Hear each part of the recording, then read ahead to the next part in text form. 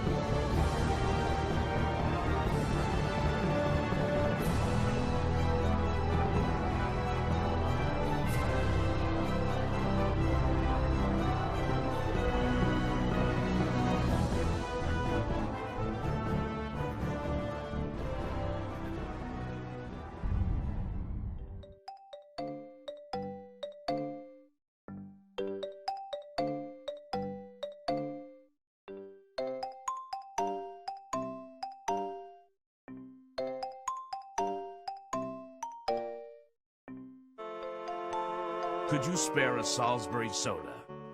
We do not have Salisbury soda. What a shame. I would have traded a freaker disc for one. What is a freaker disc? Freakers use freaker discs to freak the fast travel machines. We might need one to go home then. Then you had better find me some Salisbury soda. Where do we get Salisbury soda around here? At Freaker's Fancy. Is everything here about freaking?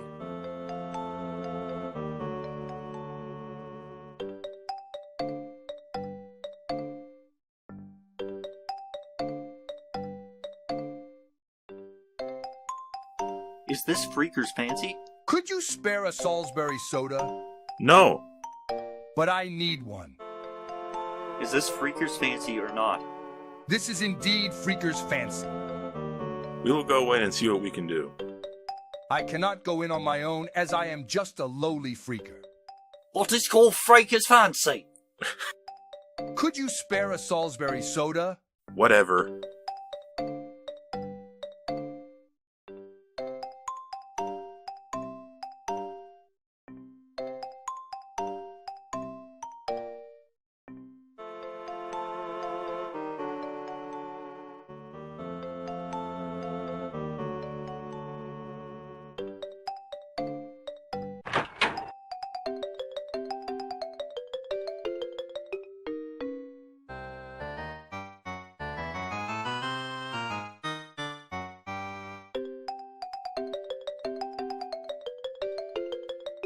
Can you buy Salisbury soda here? At one point you could. Is it all gone now? No, but not a single freaker can afford one. Where can I get the money to afford one? You need to start freaking. I don't have freaker discs to freak with. I can spare only one.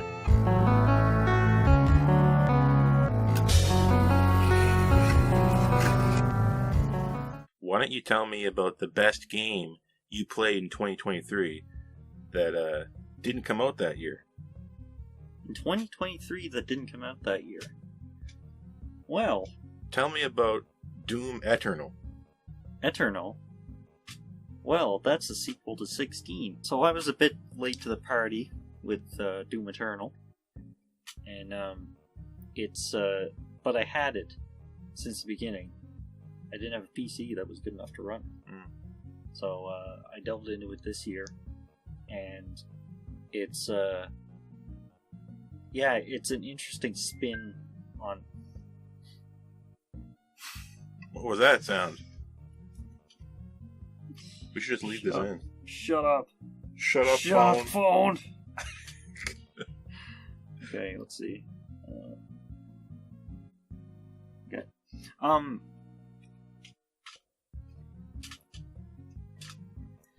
Yeah. So I think we can credit Doom Eternal for inventing Ultra Kill. That's what it decided to take the first-person shooter and turn it into a character action sort of experience. And I think we're all grateful for that. It's a very excellent game. It's got all the quality of the 2016 reboot, and it's turned up to 11. I don't know how the hell it came out under Bethesda, because I guess we're making fun of Bethesda today, but Doom Eternal... See, we're fair. Right? Yeah. We're fair. We're giving Bethesda a good award, too. Yeah. It's like one of their successes is, letting id do what they want. Yeah, letting another company do what they want. It's weird that, Doom became a franchise where if you say Doom 2016, people know what you mean. Yeah. There's Prey 2017, I think Doom 2016, Sonic 06. I want to make a list of games that need the year after it. Yeah, but with Prey, you don't need to add the year after it. Yeah. People will tell. Yeah, people know you're probably not talking about the old Prey. But with Doom,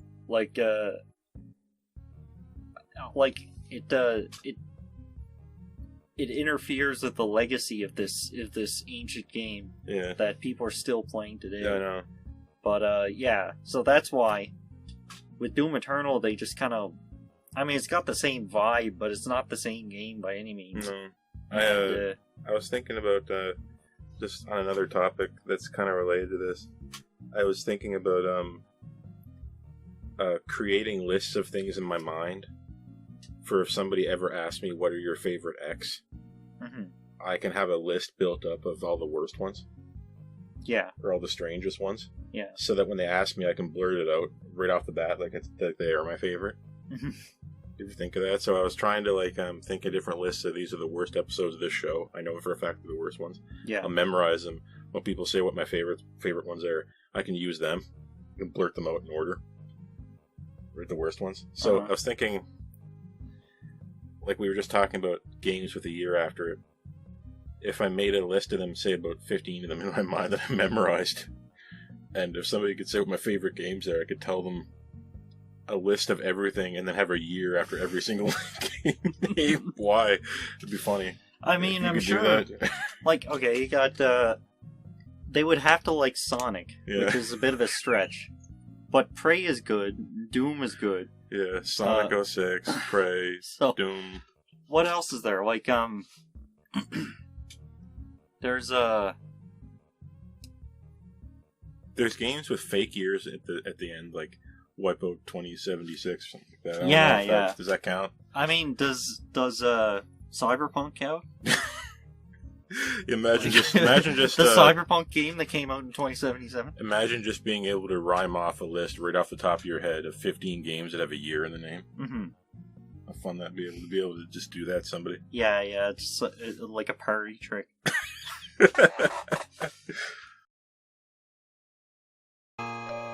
Thanks. How do we freak with this exactly? Mr. Dozens owns the last fast travel machine in Dumpston.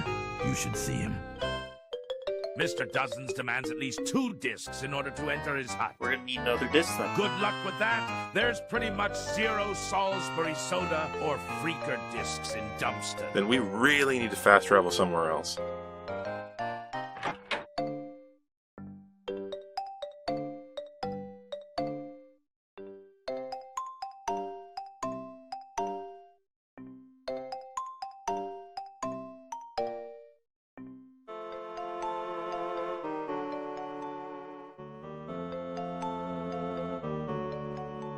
An extremely small bird told me that you need some freaker discs. That is true. You can have this one here.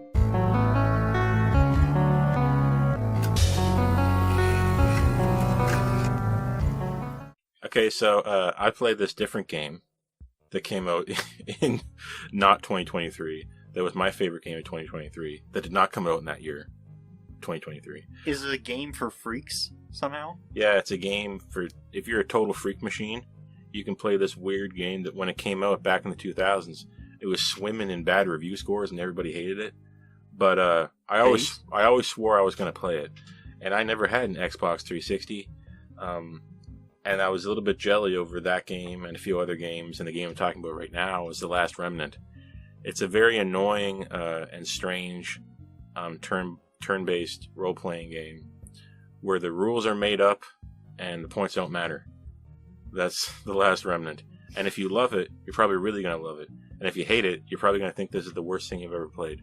But I played it for almost 100 hours, and I did beat it. And it is non-linear. Sort of. You can...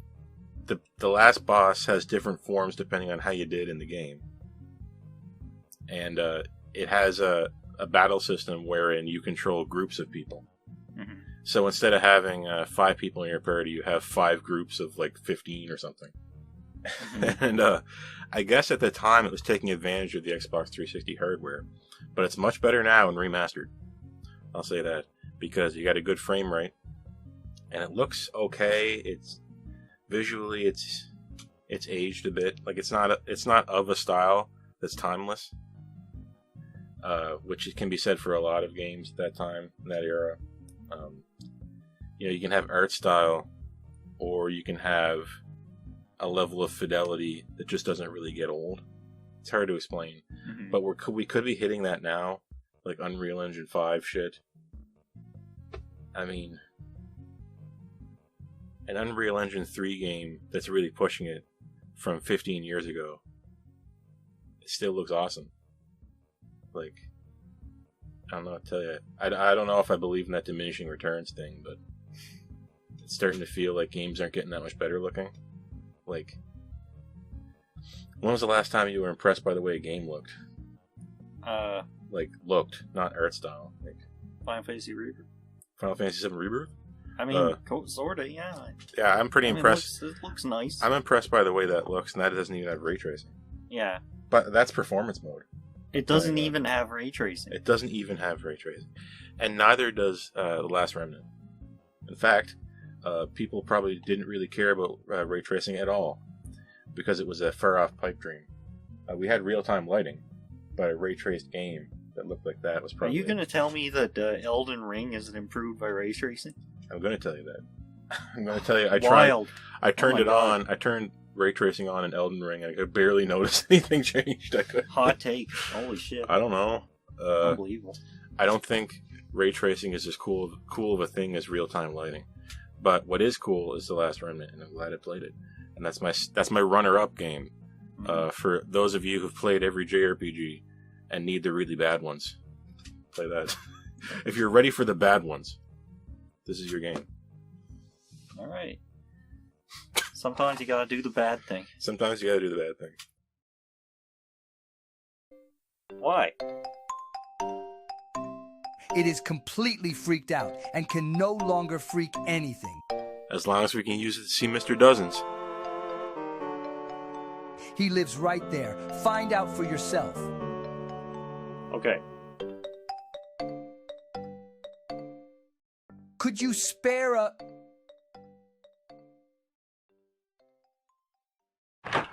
You are now speaking with Mr. Dozens. You are now relinquishing your freaker discs. Can we use this fast travel machine? You are now watching Mr. Dozens activate the fast travel machine. How'd you people also invent this technology? You now know that we merely exploit the inherent problems within the creation of our world script.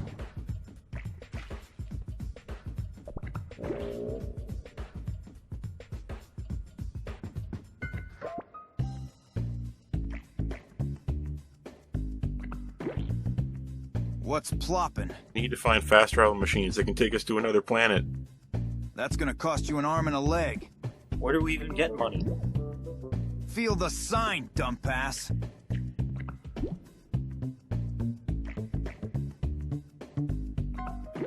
How do we make the credits come out? You either gotta freak it or trade something of equal value. Thanks. We don't say thanks around here.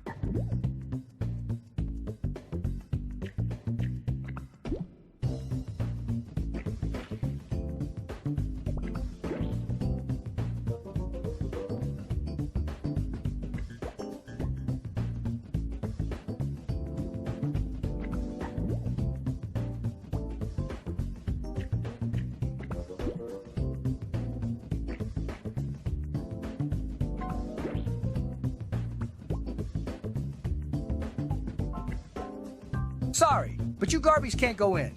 We need to get into the factory to look for something to trade. Employees only. Where can we meet the boss?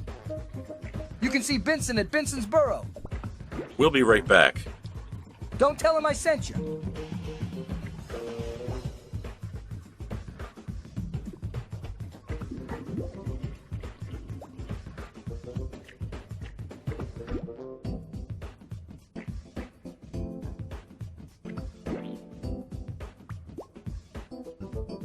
I overheard your conversation with my associate.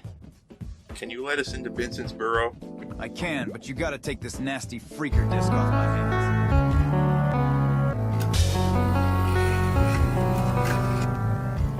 So, on Game of the Year videos in this channel, we like to give away awards for retro games. And as you know, a game becomes retro when it's 20. Mm-hmm. So that's just a fact. The goalpost keeps moving. The goalpost keeps moving for its retro, depending on how bad you feel about getting old. Yes. But I set it at 20. But as I get older, I may set it at like 50. Well, it's not retro unless it came out when I was 5. Yeah. When I'm 70. So, you know, I'm not considering it retro even though it came out 40 years ago. Mm-hmm. To that, Zoomers. Yeah. The best game of 2003 was Wind Waker. Was it? Well, I'm going to find out right now. We settled on it and no one said anything. Okay. No one, it didn't have a runner-up. Nobody ran against it. But it got elected automatically. I mean, people are afraid to speak up. It's, Wind Waker, when it came out, people were like, ooh, this looks like shit. And, it's not Wind Waker's fault that the games that came out after Wind Waker and look like Wind Waker, but were not Wind Waker, were shit. So it made it feel like, it was like, wow, these games look like Wind Waker, so they're shit. That's not really why. I don't like Phantom Hourglass. I do remember saying, when we were like 12 years old, that Wind Waker had a stupid kiddie art style. I do remember that being a point of discussion. It was. A lot of people said that. A lot of people didn't like it. And they were right, but... the games that came out after Wind Waker, like Spirit Tracks and Phantom Hourglass, to name a few, they weren't very good. So when I saw that art style go away, I was happy. Because it meant we were, okay, something different's happened. That's a good point. That's how I feel about that. Because as it goes on, I'm like more okay with Wind Waker being the way it is. Because it wasn't final. We had that discussion before, where how Devil May Cry debooted itself. Mm-hmm. Now it's okay to enjoy DMC. Yeah. Because you know it's not the final thing. Yeah. So, but when you're a kid, everything's final. You know, like, we don't have that perception of time. Yeah.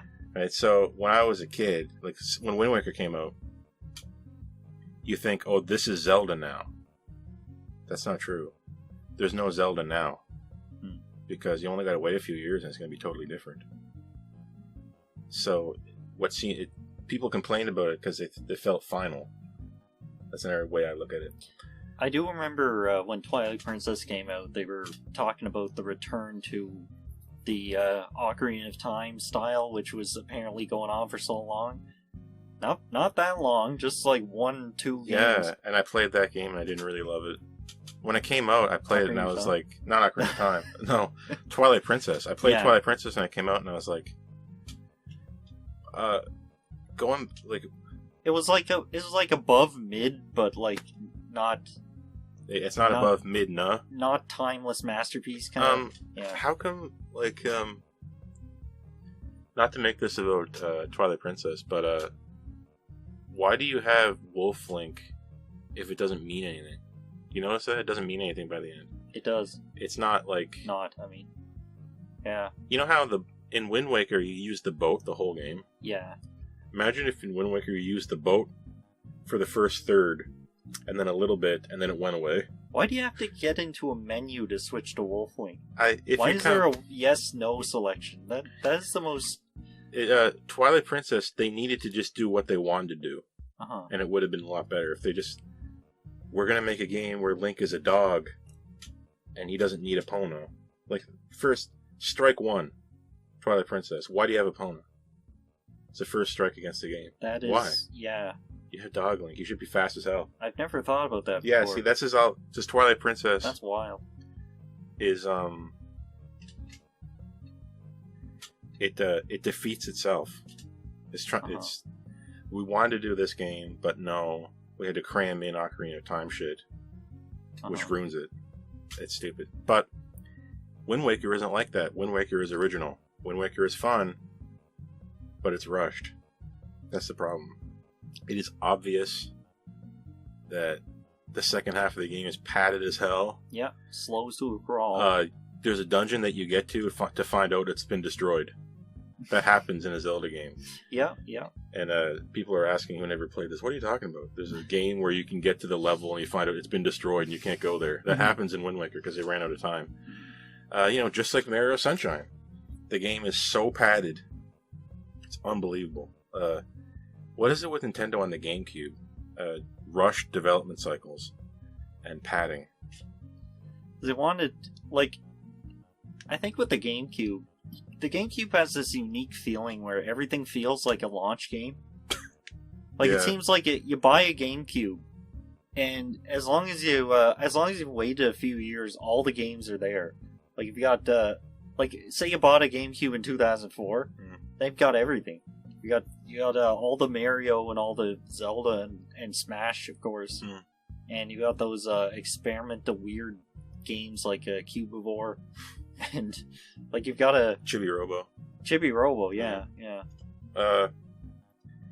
Wind Waker, it just needed more time to cook, more time in the oven. That's the problem. But I do go back and play it, and for a long time before Breath of the Wild, it was like the only 3D Zelda game that let you look around with the right stick. Remember that? Yeah. And then I remember replaying it and saying, why does this feel so good? Yeah, it plays extremely smooth. I remember going back to it after Twilight Princess and Skyward Sword and thinking, this is so much better. Yeah. It plays so much better. And the enemy weapons that you can pick up and use. Yeah. And they all have different weights and stuff. The combat in Wind Waker is the exact amount of complexity that you should have in Zelda. It's perfect. Yeah. Of course, in Twilight Princess, you have unlockable moves, meaning that enemies can't force you to use them because they're unlockable. So the developers don't know what you have. So therefore, they're useless. Yeah. You gotta think about it like that, right? It's hard. And Skyward Sword is crap anyway, because right from the word go, it's a nightmare to play it. Yeah. So really, for a long time, I don't know if I love Wind Waker or I just had to get used to it, because it's still I don't like Twilight Princess, I don't like Skyward Sword, I don't like Breath of the Wild, I don't like Tears of the Kingdom. All I got is this old 3D Zelda game that works well enough that I have to go back to it. And I'm forced to like it. I don't know. Well, I think the root of the point here, the real morsel that you're trying to get at here, is that quality feels good. Yeah. Even if it's unfinished. Yeah. Dark Souls feels good. Yeah. Even though most of the game is just garbage. It just feels good on a moment to moment basis. And I think that's what's going on with Wind Waker. Right. That's what's going on with the Mario Sunshine too. Yeah. Same problem. It does. Yeah. The moment to moment. The exact same problem. It's fun being in Delfino Plaza. Uh-huh. It's fun You can just hang out. Sprinkling water in the sunshine. Yeah. And whatever it says on the box. It's fun doing that stuff, but I don't want to get on Yoshi that can't go in the water and sit on a little raft and wait and go all the way around the map to get little coins. And if I fall off, I gotta start again. And I don't like going into a hotel with a bunch of floors and moving around like it's not a Mario game. Like, why the hell am I just walking That's just bad around? design. That's not even... Yeah, that's not even time constraints. That's just like, what were they thinking stuff. Just go back, everybody go back and play Mario Sunshine and see how many times you say, what were they thinking? How is this even in a Mario game? What were they thinking? See how far you can go without saying, what were they thinking?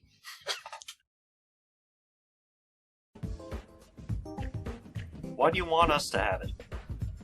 Freaking is illegal in Sewerside. Fine. Can you open the door now? Open sesame.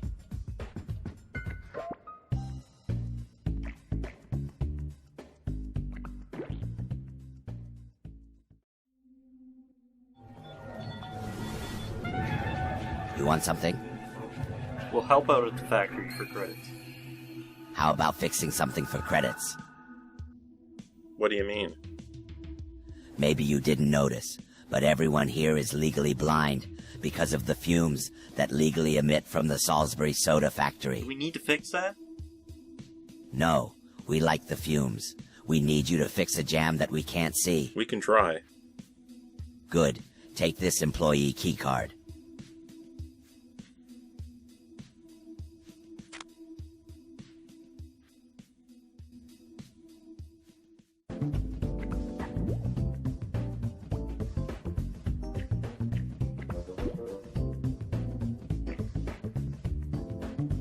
Keycard, please.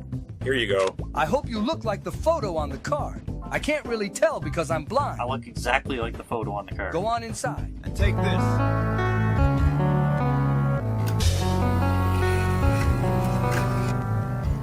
There's lots of cool games that came out in 2023, but what was your runner-up? My runner-up in 2023 was the one and only, the meme master himself, Pizza Tower. Peppino Spaghetti. It's like it's the killer app of Game Maker Studio 2. I guess other than Undertale. Yeah, that's obviously. right. That's right. But, other than this mega popular world shattering thing, I guess you Undertale. can't really say that. I can't. But no, it like if you want to talk about platformers that feel good, Pizza Tower it's just fun to play it, and like it takes Wario and makes it feel good, and that's wonderful. It feels a lot faster. Yeah. I like that. I think like Wario Land 4, which is obviously its main inspiration. Yeah. It even has it has sound samples from Wario Land 4, like directly. It's not just wearing it on its sleeve. It's wearing on its breast. It's a badge. Yeah. It's wearing a Wario Land 4 T-shirt, graphic tee, and it's like it seems infatuated with like the escape sequence in particular. I know, that was always the crazy thing about Wario games, that you had to run backwards through the stage. Yeah, but it was always it was always just part of it. Yeah. In Pizza Tower, it's like the whole thing. Like everything's just leading up to that, because the movement mechanics are all fast, and the enemies are designed in a way that if you're running towards them at max speed, they can't react, and they'll actually scream comically and fly off into the distance. So it's kind of like a speedrun platformer, but you can also treat it like a collectathon, and it's like sort of a play at your own pace sort of thing.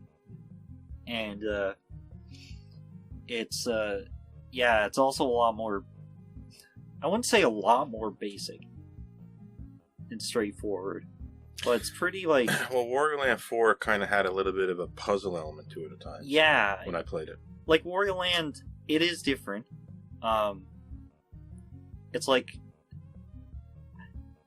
Like, I remember in Wario Land 4 being able to get stuck. Yeah, it plays with the hardware more. It's got more puzzles, like you say.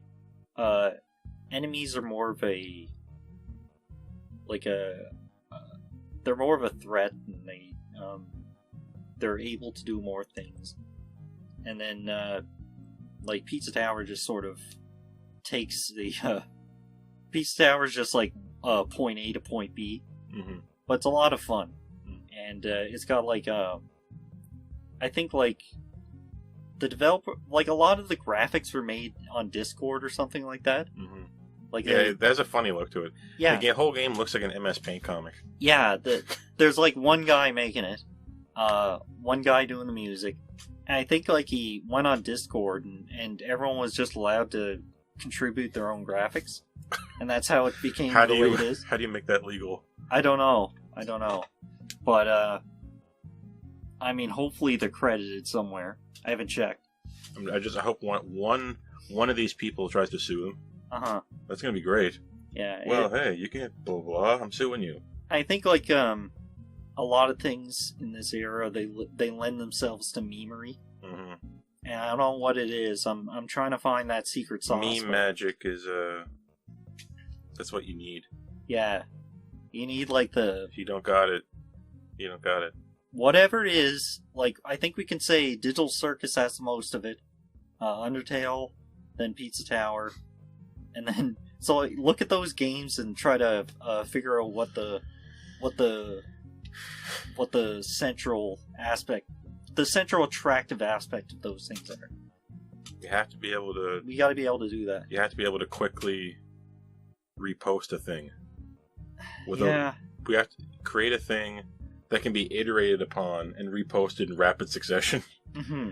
It's such a gross thing. It's so stupid. It's just there's something really pathetic about it. It feels like if you're trying to figure it out, you feel like Cliffy B or something. Yeah. Hey, or that guy from Gearbox, Randy Pitchford. Yeah. Hey, guys, be careful. They're posting Battleborn porn over here. Remember that? Remember that? Uh-huh. Oh. Yeah.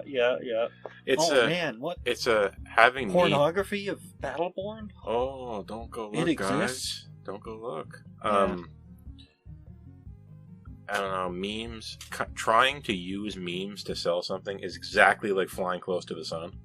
It's like you're as close to the sun as you can possibly fly without burning up. Yeah. Because you were a second away from becoming stupid, and everyone will drop you like disco or something. They'll say, "This was stupid. Why'd I ever care about this? I hate this." And then you'll go from perfect to zero in a split second. And the worst part is, it's horrible. Once somebody has done an idea, you can't do the same thing. Yeah, and it's not good enough to just be normal good. You can't. It doesn't work. Yeah. You have to be meme good. Yeah. So it's a system that just churns you up, and it never.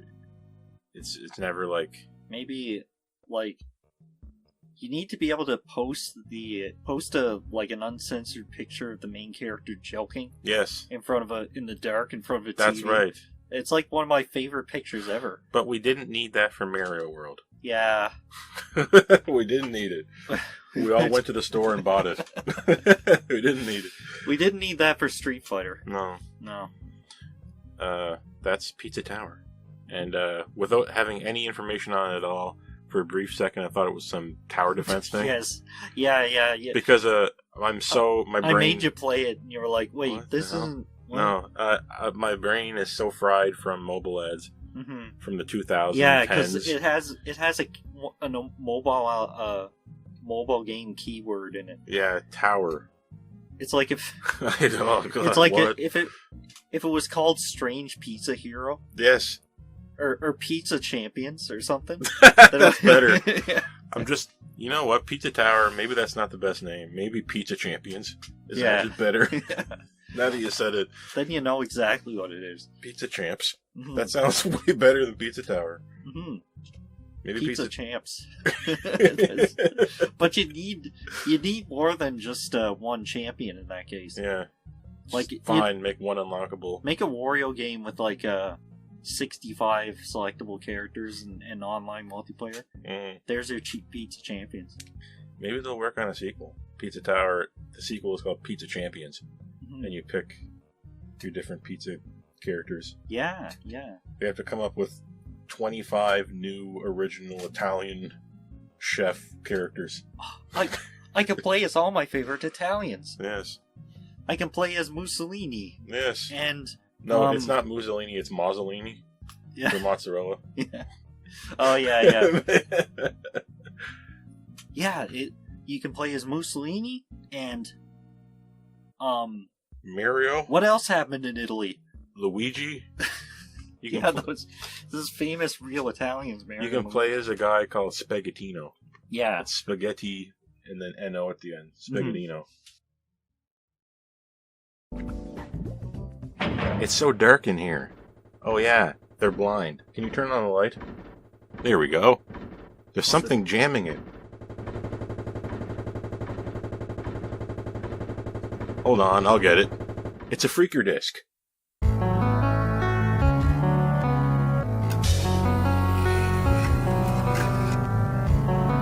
Listen, something else came out in 2023.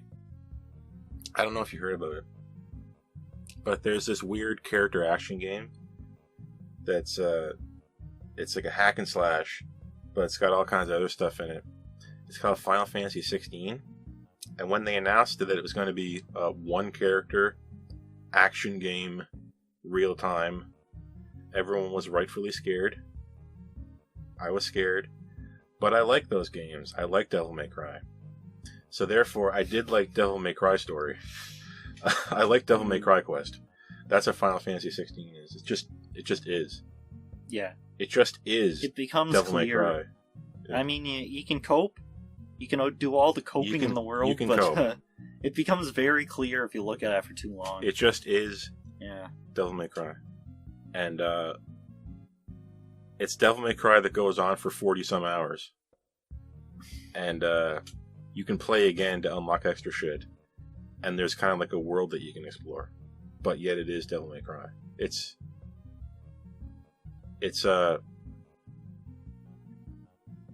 long. It's longer than it needs to be.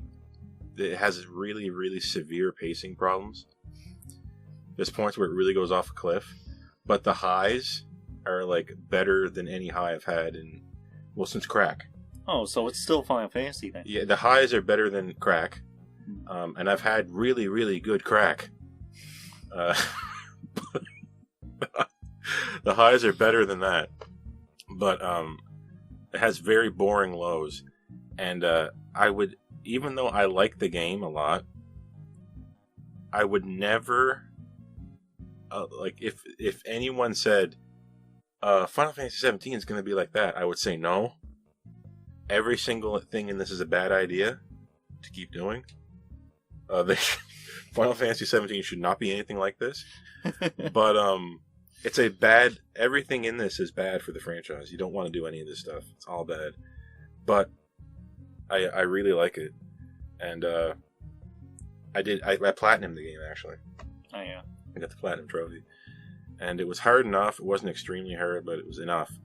And like I said, if you want like just an adventure, at a certain point in time, I was playing the game. Say I'm 20 hours in, I stopped worrying about it. I stopped worrying like when these things that had to happen were going to happen, and I just kind of went along with it. I stopped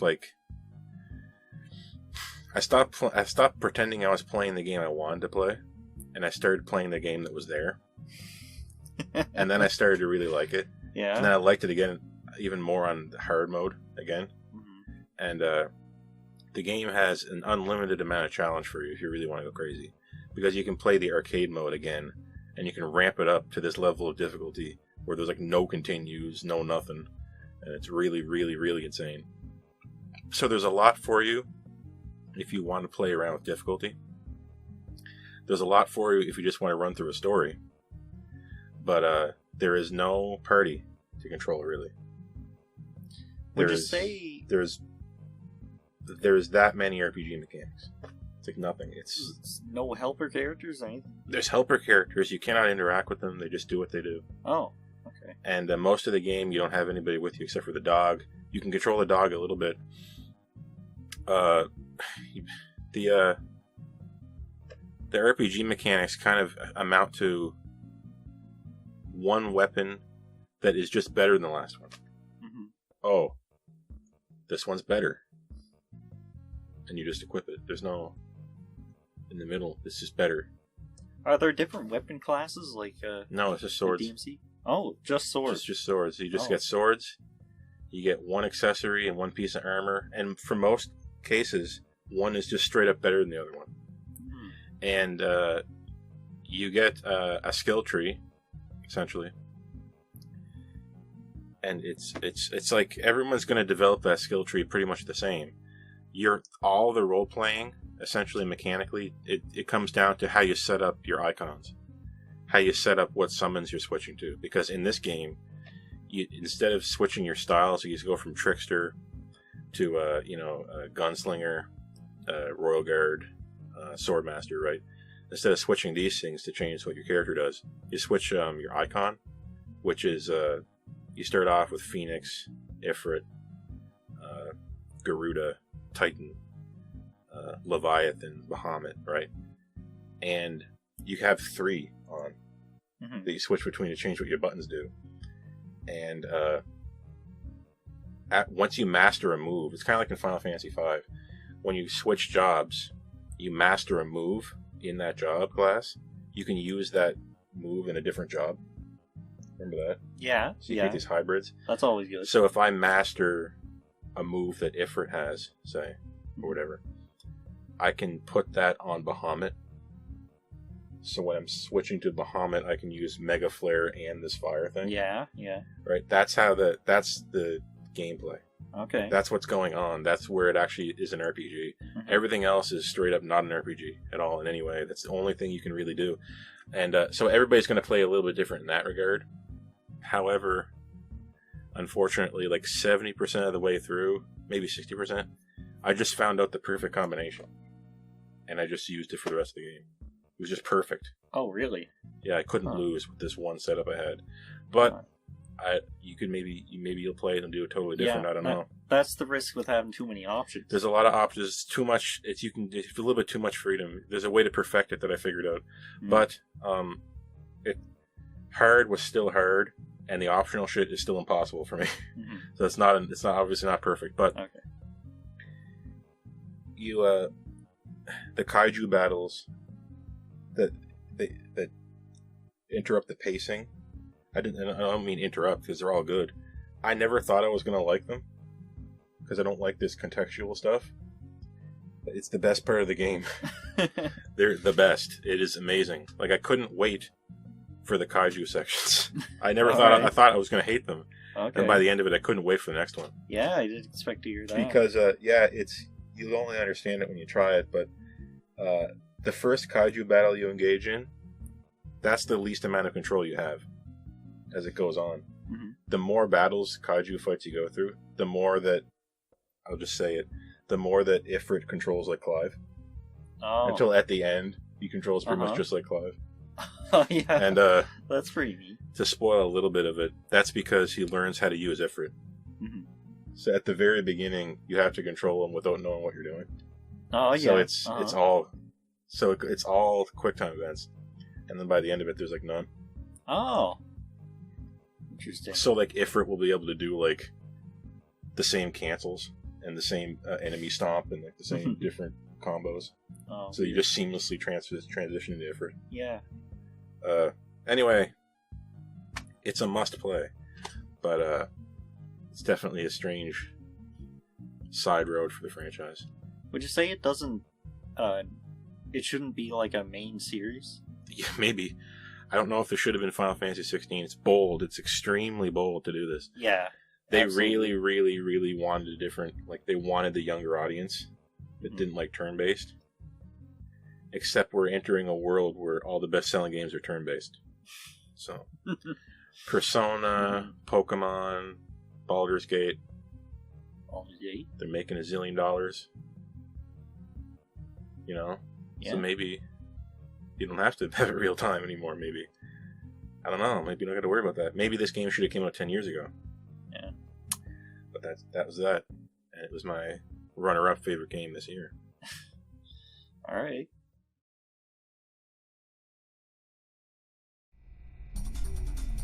We fixed it. There it goes. See ya, Soda. There's another one. Where does that hole actually go? It's jammed down here too. Wait, what's that? It's the arm and a leg we need. That's gonna cost you an arm and a leg. While we're here, let's steal a can of Salisbury soda for that guy back in Dumpston.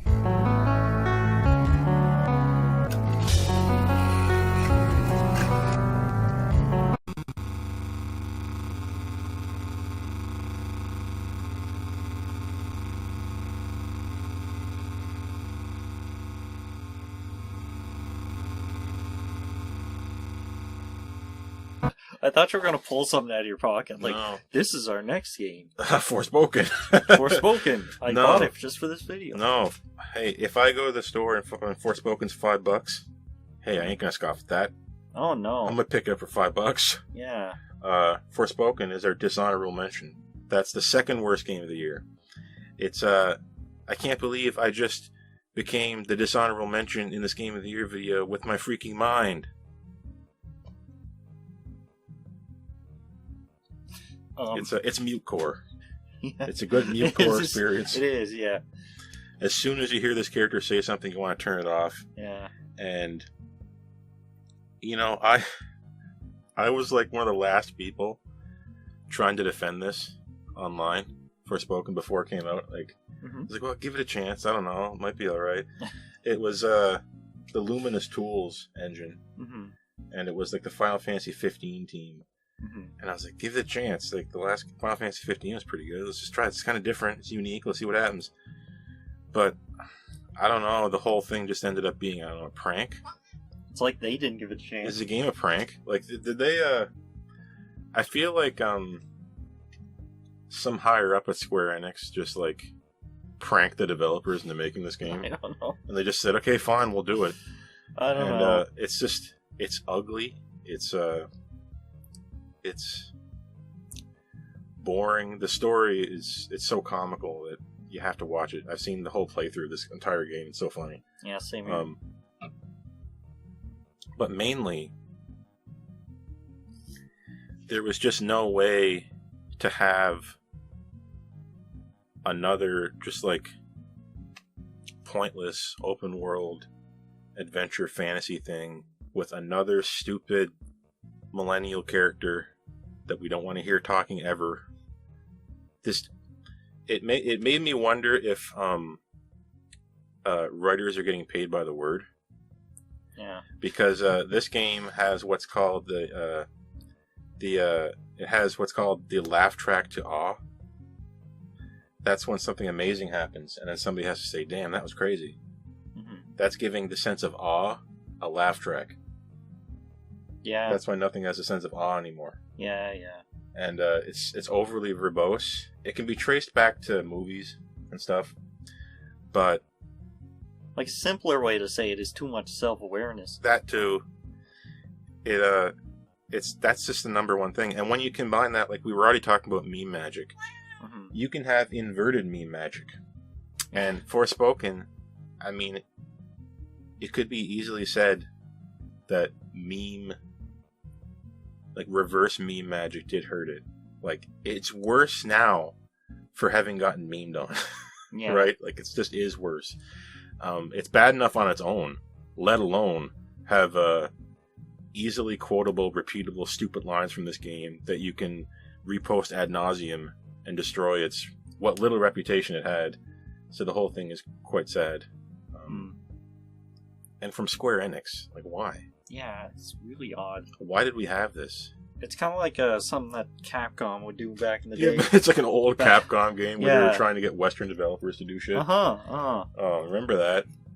And they knew the bad parts. They were aware of all the bad parts, but like none of the good stuff.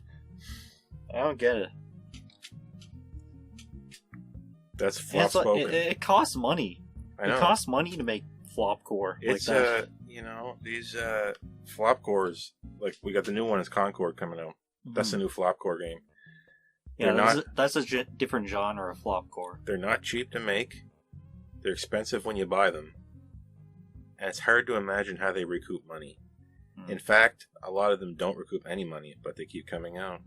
If you look at data on these things, like a lot of weird shit happened when Microsoft ended up going to court over Activision, like whether or not they could buy it.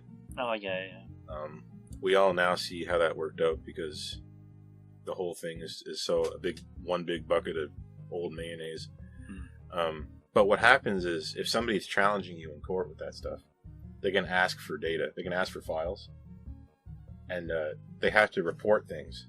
But if Sony asks them to report certain things, and then Microsoft can ask them to do that back. So when you go to court, you have to reveal all these things, right? Yeah.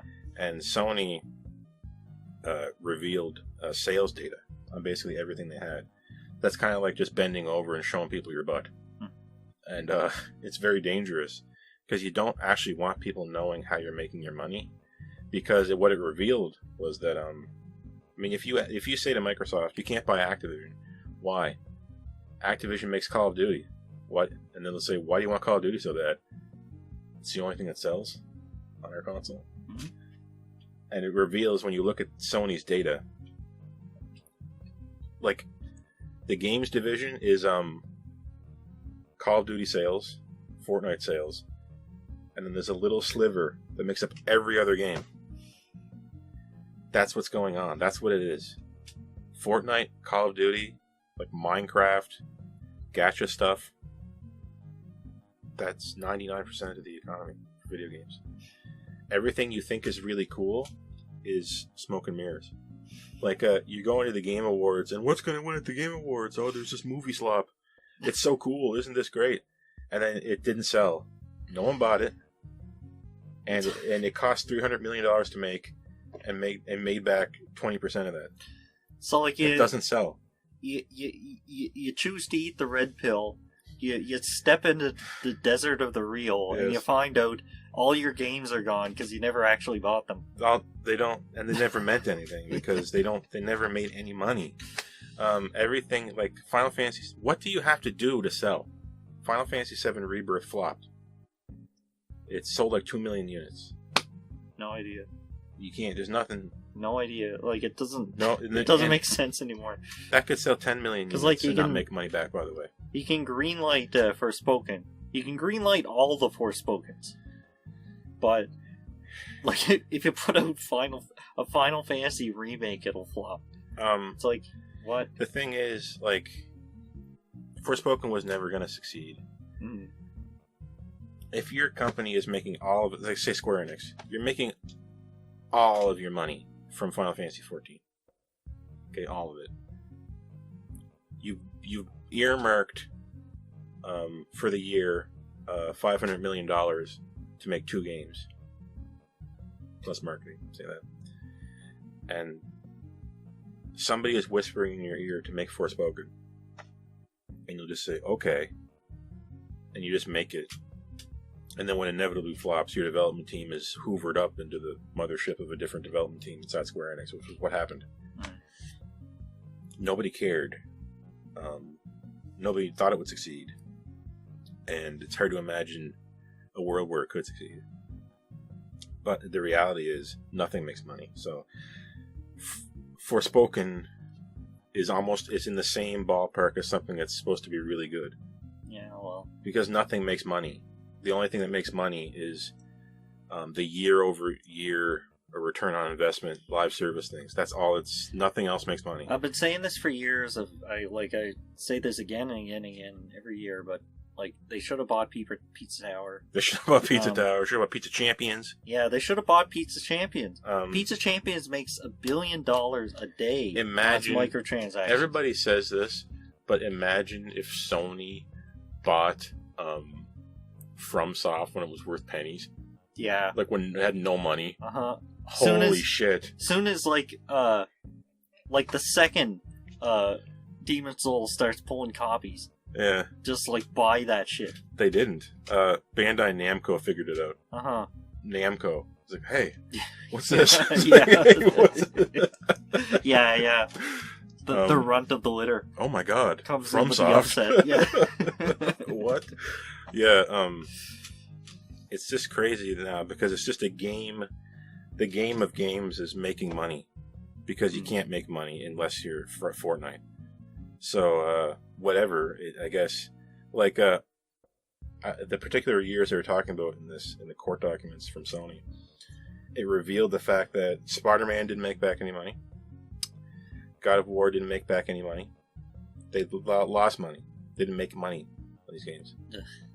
These games that everybody loved them, critics, players, at the forefront of all advertising for the console, make any money. The hidden moneymaker behind everything was Call of Duty. People are actually logging into Call of Duty, spending money.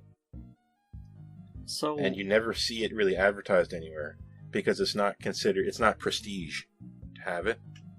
It's like, oh, we're Sony, here's all this movie slop, but really, we Wizard of Oz shit moved the curtain to reveal that it's just Call of Duty.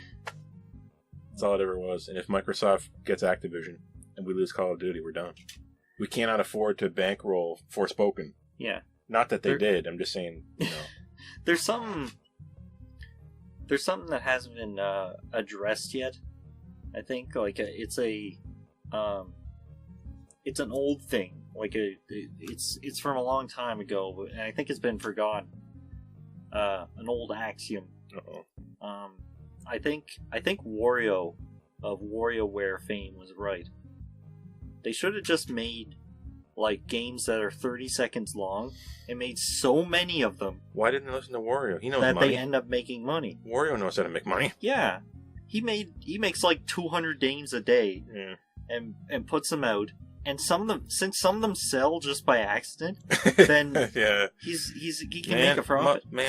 How come Wario? He was the first mobile game developer. Yeah, he was. He knew about mobile games before anybody else. This was before mobile games too. Yeah, so why don't we just do that model? They'd rather spend $300 million on Concord, and put in the infrastructure for years worth of updates. Why does Concord look so realistic anyway? Why? Who cares? It's photorealistic. Why? It's crazy. It's just such a pile of garbage. The whole thing. They'll never know that they're gone. They're blind.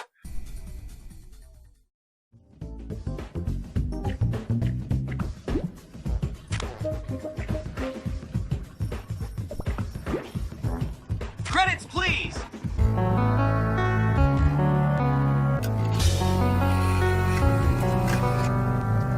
So we have, just like we had a dishonorable mention, we have an honorable mention.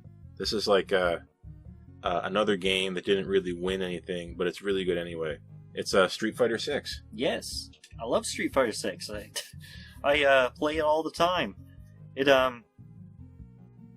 And that does mean something because I don't play fighting games a lot. But yeah, it was. It reminds me of the Street Fighter 4 days. Yeah. And Street Fighter 4 is it's single-handedly responsible for saving fighting games back in the day. Everybody says that. They say people came back. Street Fighter 4, I think, came out in 2009, right? Mm-hmm. And everybody calls them Niners or something. People that came back to do it in 2009. Yeah. They saved fighting games. All these nostalgic Street Fighter players. They all came back from the crypt. They came back from their grave. It kind of made the 2D style one-on-one fighting game kind of cool again. They were dead for a long time. Yeah. And then it kind of came back and then infected the rest of the gaming populace, and now we're kind of in this second era of fighting games still. And then there was Street Fighter 5, and the launch on that couldn't be worse. It was weird. But they say it got better, but everyone stopped caring at that point. Yeah. The diehards they played Street Fighter 5 until the end, but we're part of the group that just kind of missed it. I'm tired. Yeah, I know. I know you want to be in the video. You want to be NVIDIA? You want to be NVIDIA? This is my cat, NVIDIA. What do you think? By the way, I read this in the newspaper, but NVIDIA just became $1 trillion company, like a few weeks ago. They're in the Trilly Club. You won't let me pick him up. They're trilling. NVIDIA's Trilly? Yeah, they're competing with Microsoft themselves. Wow. You know why? Why? It's the 1-2 punch. They of course, yes. It was cryptocurrency.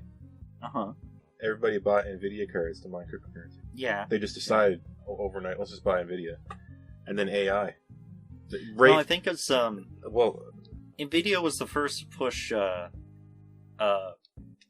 was the first to push raycast or ray tracing. Yeah.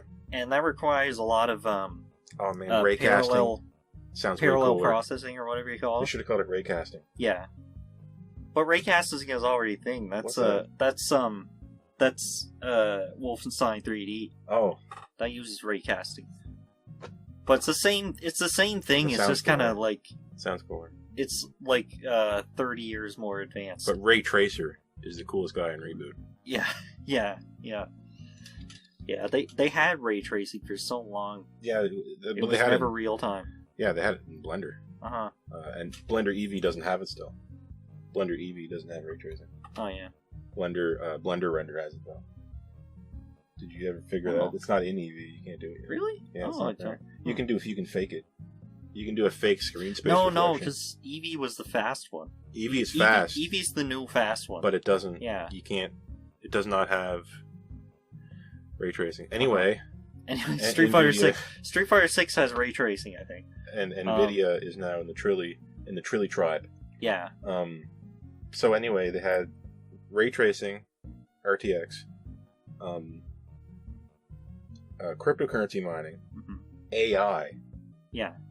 Every time one of these things were happening, that guy from NVIDIA would come out in front and deliver keynotes on it to make sure they were. You know the guy, Charles Wang or something. I might be getting that wrong, but every single moment he hit the iron while it was hot. Yeah. And now NVIDIA is so big. There was a time when, we're still in the time when graphics are measured in RTXs. Like we're not talking about AMD shit. No, it's AMD is starting to become not memorable anymore. It's starting to not remember AMD. Yeah. It's crazy that that's happening, but AMD is just on the verge of going away. It's crazy what happened, but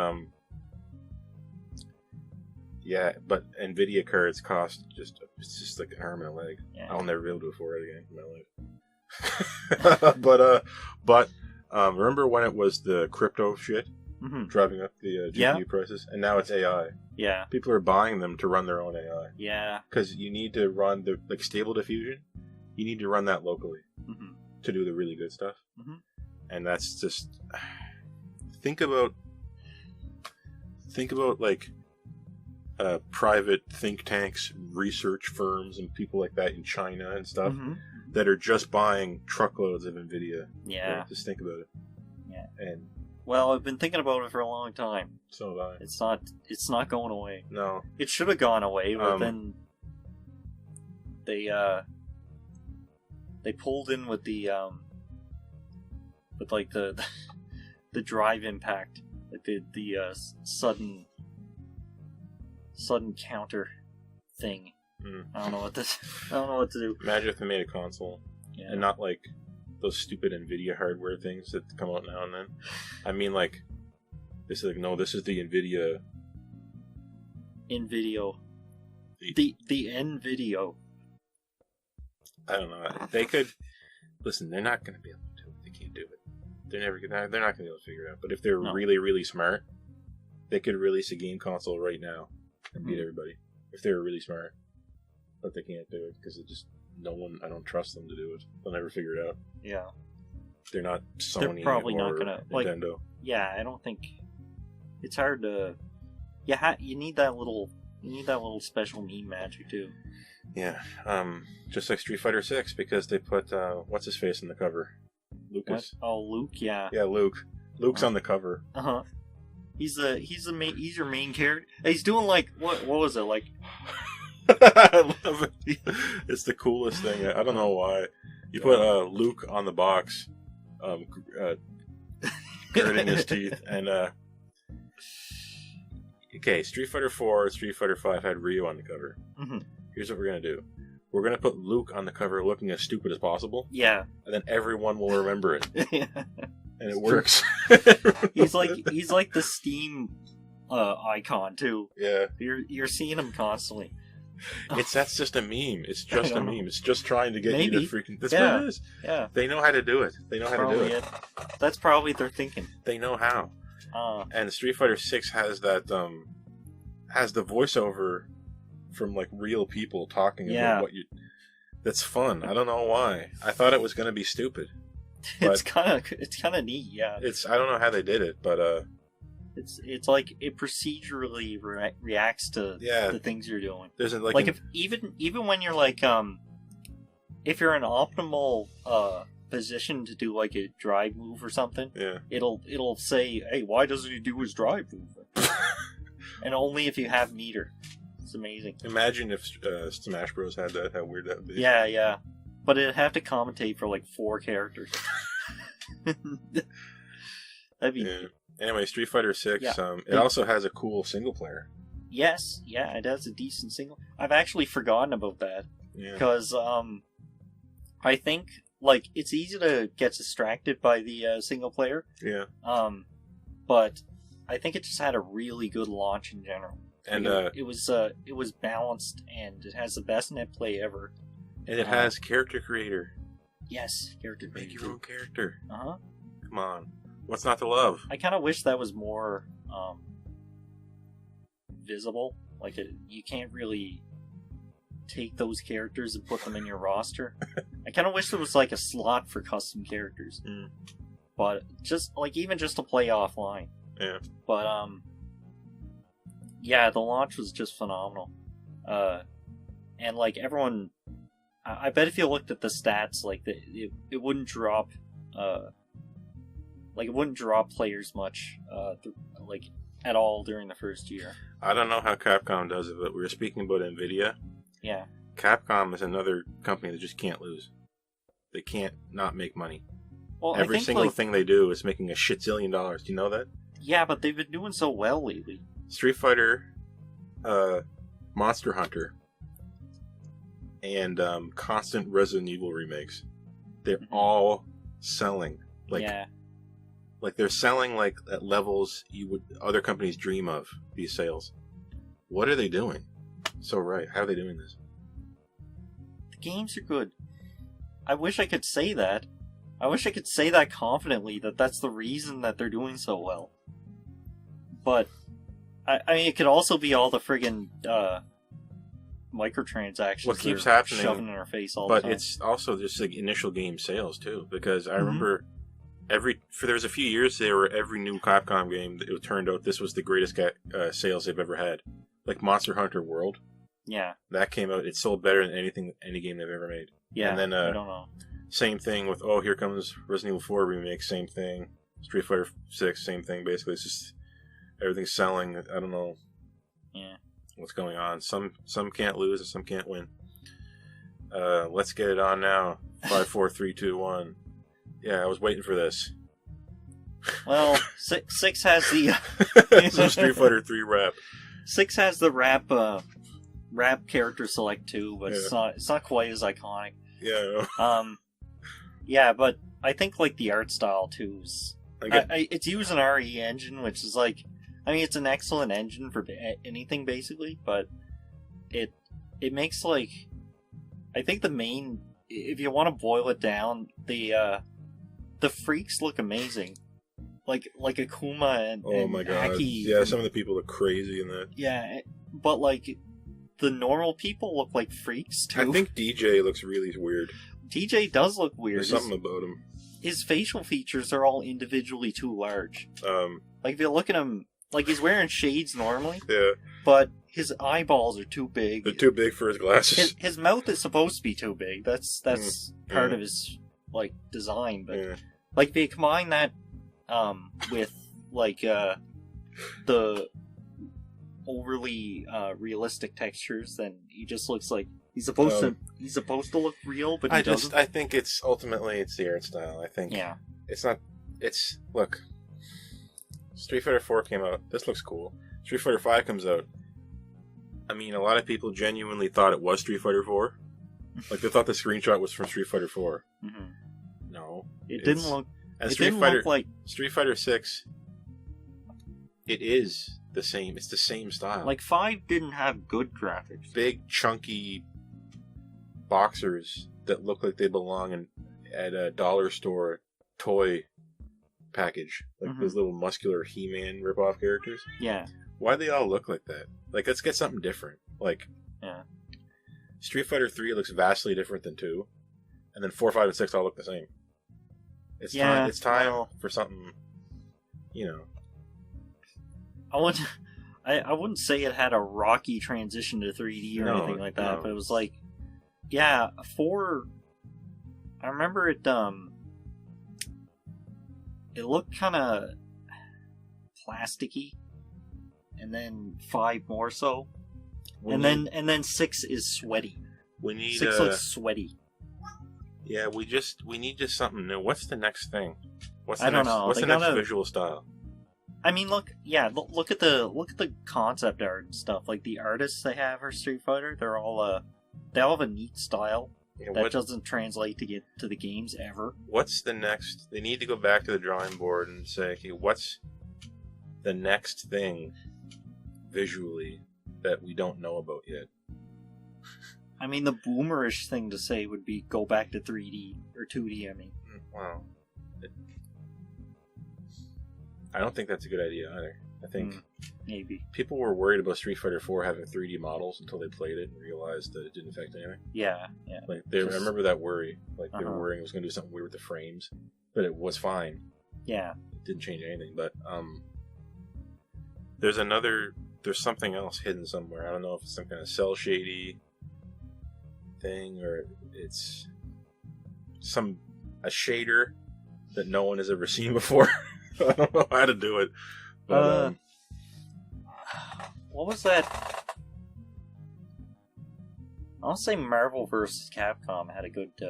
It kind of pops, but like, cause it had sort of realistic style with thick outlines. Yeah, that was different. I mean, if you want to sell something that's like that looks up to date.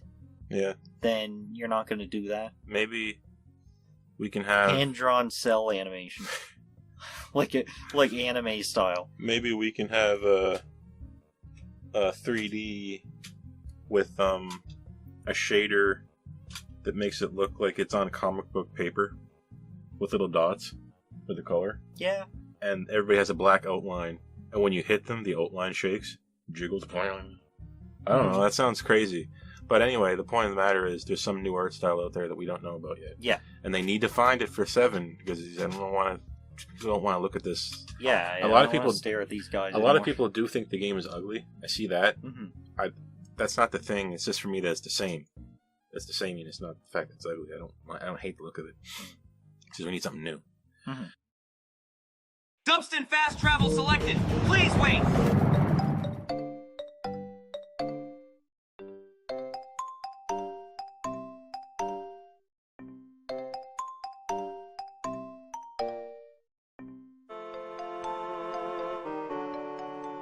Here you go.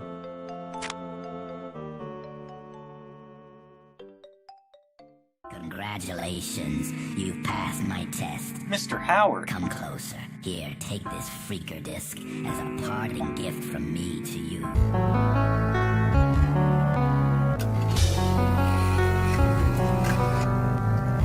Did you notice that this entire video is kind of dunking on Bethesda? Mm-hmm. I wonder why. Bethesda tends to make glitchy piles of shit, and they tend to ride off the good graces that they had 20 years ago.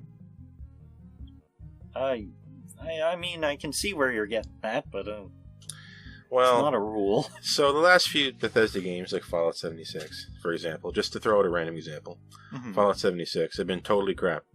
And it's natural to make a game to like go all in on such a piece of crap. I mean, it's understandable. If you think about it. Essentially, Fallout 76. Listen, that wasn't the A team. Okay, it's not the A team. When the A team comes back to make Starfield, then you're gonna see what a real Bethesda game can look like. You will be ashamed of your words and deeds. You will be when this game comes out. And Starfield finally came out, and this is the one that's going to save the Xbox Series X. This is the one that's going to do it. This is the one that's going to save Bethesda, guys. This is why Microsoft bought Bethesda. Starfield. Yeah. Here it comes. We started on it before the acquisition, and now there's so much riding on it. And it has to sell. This game's got to be an 11 out of 10. Oh, God. Instead, it ended up being an 11 out of 100. This is Starfield. No, it's not No Man's Sky. I know the similarities. I know what you're going to say. We go to planets that are nondescript, boring. There's nothing to do. Everything is recycled. And it delivers on zero promises. They're not the same game. They sound exactly the same. But this is not the same game as No Man's Sky. This is Starfield. And, you probably shouldn't play it. Has 1,000 planets. Yeah, thousands of planets. Yeah. Nothing to do. It looks absolutely hideous. It is, bar none, one of the ugliest games I've ever seen. And that's what you ended up with. Let's just buy Bethesda. What could go wrong? Starfield can go wrong. I've never seen a game come out, get forgotten so fast, and then you get to see Todd Howard at the Game Awards just sit there. Yeah. As other things happen around him. And yeah. Everyone's thinking, oh my God, what happened? There was a point in time where Todd Howard, and he's just kind of like, you know, he's like one of the top creatives at Bethesda, you know, it's kind of his thing. I'm not making this up that it's not, oh, it's this guy, it's blah, blah, blah. Well, Todd Howard is out in front, and he's willing, if you're out in front, you're getting the fame, but you're also getting the blame. Good one. So when Starfield flops, you realize that Todd Howard, for most of his life, and the gaming journalism atmosphere was willing to play along with this. Post Chess Club. Yes, post Chess Club, Todd Howard. You know, when he was half an inch shorter than he is today, when he was 9. You realize that Todd Howard could just sell you a banana and it would get 10 out of 10. He could just sell you, you know, a brick. He could sell you like a dead dog and it would get a 10 out of 10. Gaming journalists, not Ochi, gaming journalists without fail would love whatever Bethesda put out, no matter what. Until eventually they started to catch on that, wait, this is just the same game over and over again. We're not delivering on promises. Playing the same thing over and over and over again. People ate it up. Fallout 76 comes out. And I remember this one very, very ominous review that scared me a lot. Was that they said, honestly, I played Fallout 76, and this is paraphrasing, and it made me go back and reevaluate my opinion of past Bethesda games.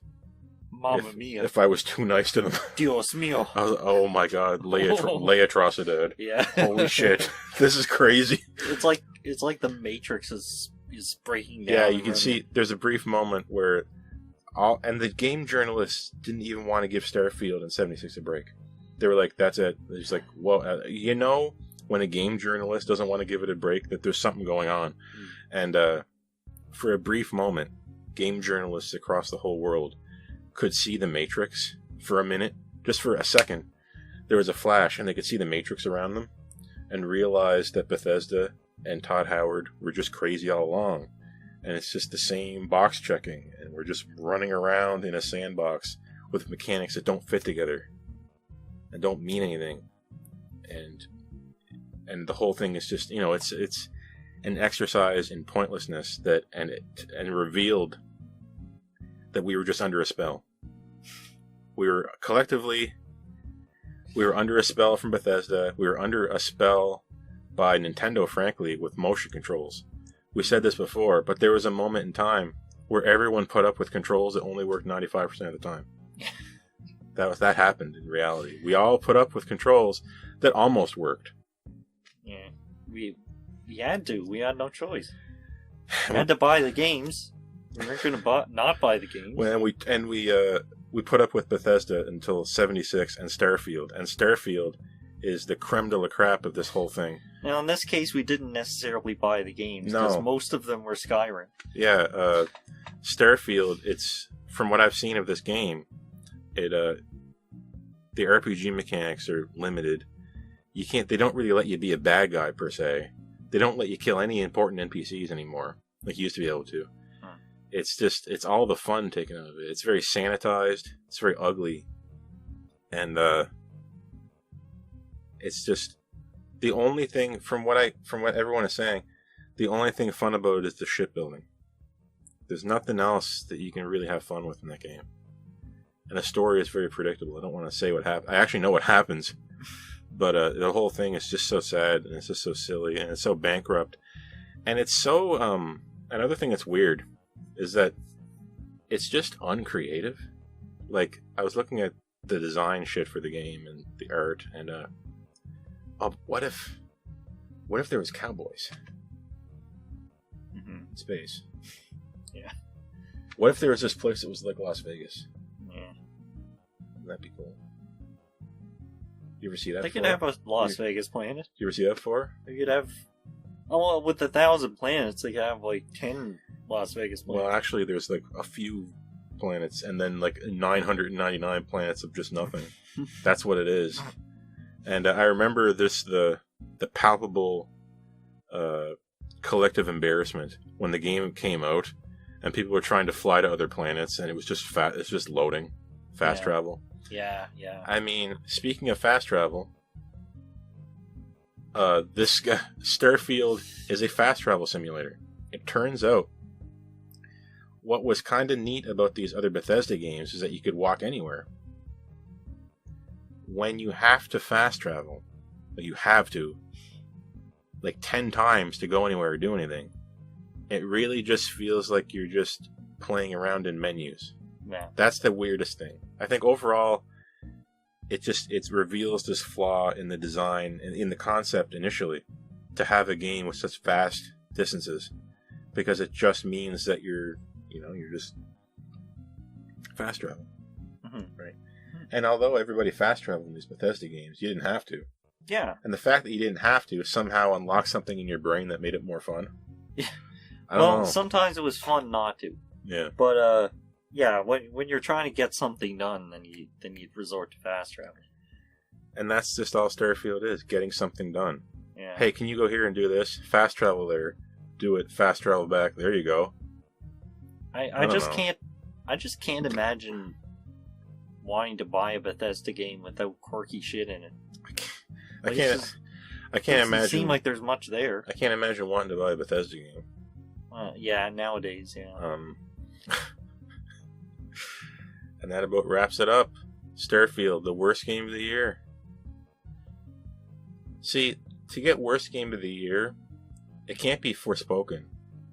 It has to be something there has to be something riding on it. Well, there needs to be a tragedy. There needs to be like they're like it's not worst game so much as biggest tragedy. There needs to be something riding on it, and Starfield had Microsoft's hopes riding on it, and I didn't want to see it fail.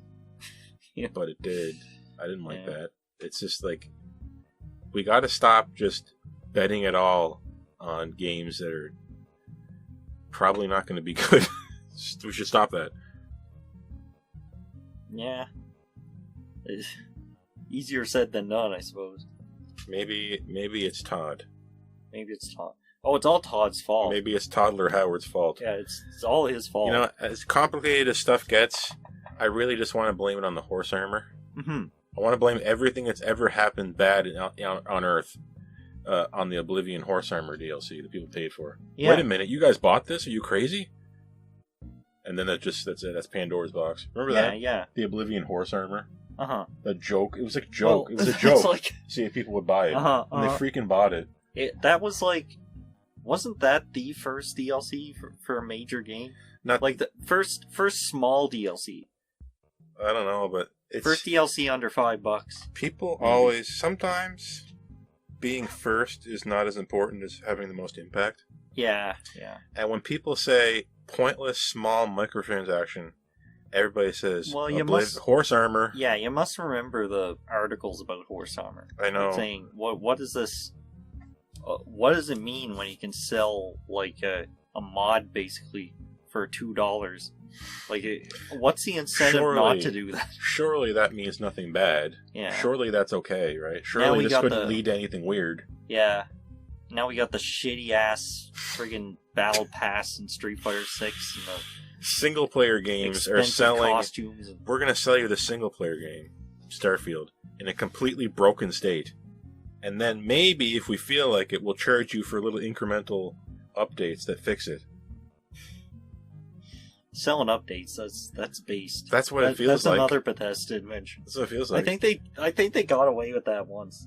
Like a DLC fixed something, and it was just by accident. No, I think it was one of those paid mods. Yeah. A paid mod fixed a glitch somewhere. So when you buy that mod, you're basically buying a patch. Yeah, that's. I think Toddler Howard. He probably likes that idea a lot. Mm-hmm. He probably is really giddy about the idea of making a game with something really game breaking that like deletes your save. But there's a $29.99 expansion coming that fixes that. Yeah. We decided to include the patch in the next expansion. That's what we did. So you want to fix it? The new expansion for Pikmin 4 removes Ochi and replaces him with the other two characters that you may have preferred. So if you prefer those characters, then maybe consider buying the expansion pass. Yeah, let's not buy Slopfield. In the interest of shortness, I'll make your trip home a lot shorter.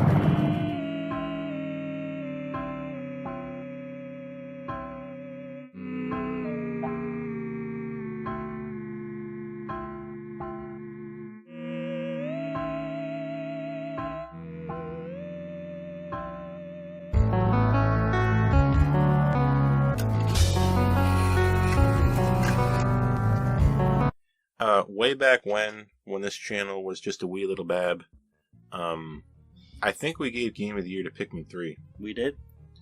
And we're doing it again for Pikmin 4. Because they come out, they're consistent, they're fun, and they stay on track with what made them fun originally. But yet they managed to iterate a little bit and be just a little bit different enough that we kind of need them all. Mm-hmm. That's what's interesting about Pikmin, is that they kind of don't replace each other. Pikmin 4 is... Oh no! The cat's getting into the beer again. Wish we had that on video. The cat just has a cone on her neck and knocked over cans. Oh yeah, Pikmin games being consistent and distinct. Pikmin is consistently delivers, and every Pikmin game is distinct from every other Pikmin game, but they all feel like Pikmin. And Pikmin 1 can't replace 2 or 3 or 4, and neither can 4 replace 3 or 2 or 1. But Pikmin 4 does, at certain points, seem like it's trying to replace 1, which is a little weird plot-wise. If the plot in Pikmin matters to you, this could be a little bit of a retcon. The events of Pikmin 4. Nintendo doesn't care, so I kind of don't care. If I want to play Pikmin 1, it's still there. I don't believe in that Hyrule timeline thing. It's a bunch of crap. And similarly, there's no Pikmin timeline. Thank God. But what did you think of Pikmin 4? Oh, I love how long it was. So Pikmin 4, I mean, we both really liked it. There's, like I said, I preface this by saying they're not all replaceable with each other, right? So Pikmin 3 has better bosses, better set pieces, better areas. But Pikmin 4 gives you the dog, right? Yeah. And it gives you back kind of the old style Pikmin 2 caves. And it gives you back like a lot of old style content. Like, I don't want to call it box checking, but there's just a little bit more to do in that regard. But it's less interesting than Pikmin 3, I find. I cared less about what was going on. Yeah. But it's fun, though. Pikmin 4 has that sort of you can tell that objects were placed down in a world that was made based on a template. Yeah. And 3 doesn't have that problem, but No. 3 has a much smaller 3 has much less world geometry overall. Yeah. And each boss is special. It feels crafted. Uh-huh. Yeah. But then 4, you look at 4 and it has like has all these dungeons that are just basically like creatal level stages. Spray and pray. Uh-huh. And the bosses are much less special, but there's more of them. I can't remember any of them. Yeah. Can you remember one other than the don't last feel boss? like yeah, they're not set pieces anymore. No. They're challenges, they're not set pieces. Remember that big crystalline scorpion thing in Pikmin 3? Yeah. And you gotta break its shell with the rocks? Uh-huh. That's so cool. And the turtle thing that you're in the arena and it moves and you're on top of it. Yeah. And it's the whole stage is a big thing. And then, of course, how can you forget the freaking Plasma Wraith? Yeah, Plasma Wraith is nuts. The last boss of Pikmin 4 is just... It's like what you'd expect Nintendo to come up with in the 2010s. Uh-huh. It's like, okay, the 3DS isn't selling. What are we gonna do? Okay, Pikmin with dogs. And what happens? There's a really big dog. Like this, Yeah. it's like old Nintendo. Yeah. You notice that how it smacks of desperate Nintendo. Uh-huh. Uh-huh. yeah, it's desperation. Yeah. It's like we need the cute dog that and we can put the dog on all the promo material. Yeah. And the dog can be central to the gameplay. Like they're trying to sell a new Yoshi game, or they're trying to sell a new Kirby sometimes, or they're trying to sell a new Super Mario Bros. Game. So, okay, this one's all about coins. Okay, it's a lot of coins. This one's about a big egg. This time Yoshi has a huge egg. Yeah. Right? Like, it's all... And this... It's like... It feels like a 3DS game that was sitting around and then got morphed into a Switch game. Mm-hmm. Right? That could be totally bullshit, I mean, but that's what it feels like.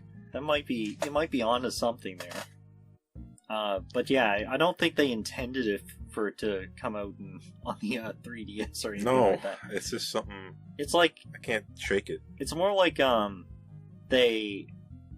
maybe they were working on something from the 3DS and canceled it, and all the ideas from that got carried over into the next one. Yeah, some weird new Nintendogs game. Like the dog, Ochi was originally the 3DS idea, and they hadn't come up with the central theme of 4 yet. But then they thought, well, remember this game isn't going to come out. So remember Star Fox Zero? Yeah. And how they put Miyamoto front and center of the advertising for that, like maniacs. Mm-hmm. Why? So Miyamoto himself was trying to sell this game. They designed the game to finally prove to everyone that the Wii U gamepad has uses. All of a sudden, it's like if I turned around one day and I said, you know what? From now on, I'm not going to wear any clothes, and I'm never going to drink any more water. That's like Miyamoto going from designing, say, Mario 64 to saying, we need to sell this controller. How do we make a game that uses the controller? It's like, it's the total opposite. Is it even Miyamoto? Was he even, is that even him? Like, it doesn't, I don't understand what happened with the Star Fox Zero, and it relates to Pikmin in a way, because what I'm saying is that Pikmin is genuinely, in my mind, the last good idea Miyamoto had. That was like just his thing. Like, look, he was at the forefront of Nintendogs. He talked about it a lot. It sucks. Wii Music, remember that? Mm-hmm. He was like promoting that. He was right in front of it the whole time. Don't lie, he was there. Total garbage. Don't lie. It was total crap. And then he was the front man for Star Fox Zero. I don't know why. Maybe they brought him in to kind of give it some credibility. It's total garbage. The last new thing I thought that Miyamoto had that was brand new and felt like something only he could come up with was Pikmin. Do you think that too? Yeah, I absolutely, yeah. I mean... And since then, Pikmin has been his baby. Like, every time they show Pikmin in a Nintendo Direct, they show Miyamoto. Yeah. But they were also doing it for Star Fox Zero, which was a game designed to prove that a controller that nobody wanted could actually be fun. It wasn't. It never worked. The whole thing never worked out. And more importantly, like we were saying, there was 2 different proof of concept games that Nintendo was working on. One where you control like units asymmetrically on a battlefield by looking at a little screen, and then another one where you control a giant robot, Project Giant Robot, I think Project Guard or something like that. Right? Yeah. In order to bolster Star Fox Zero, the Guard thing became a part of Star Fox Zero. Remember that? Oh, really? Yeah, that's included in Star Fox Zero. Oh. Just to kind of try to sell Star Fox Zero. And because now you're making me think about Ochi being Project Ochi on the 3DS that they couldn't sell, and there's okay. Yeah. We're making it Pikmin. We're making Pikmin. Okay, we're making it. Don't worry. Don't worry. So imagine if it turns out to be true, and someone leaks the fact that actually we had Project Ochi for the 3DS in 2012 that wasn't working, and eventually became Pikmin 4. Yeah, imagine that would be so funny. In like 10 years, that's gonna get leaked somewhere. And Miyamoto was saying, "No, we have to make it work for the 3D. How do we make a game that only works in 3D?" And everyone was saying, the answer is dog. Miyamoto, stop! You can't do this. This is stupid. No, it has to. This game can only work on the 3DS because of these reasons. Whatever got into Miyamoto's mind, where he's thinking to design the game like backwards, like design. Here's your controller. Design a game that works for the controller instead of designing a game and then building the controller to play the game, like 64 said. Mario 64. I think there was like a mutual, like I think Miyamoto's big enough to not get pushed around by Nintendo. I think we can rule that out. Yeah. But I think there was like a mutual desperation between the two because they're dependent on each other. Iwata wants the Wii U to sell more, and Miyamoto wants the Wii U to sell more, so his games can sell more. And then like it's just kind of they lost the script at some point. Anyway, everybody, you guys got to go play Pikmin 4 Project Ochi on the Switch because it's fun. It's simply fun. It's simply fun. That's what it should have been called. The subtitle, Pikmin 4, Simply Fun. Yeah. Well, it's true. It's not lying.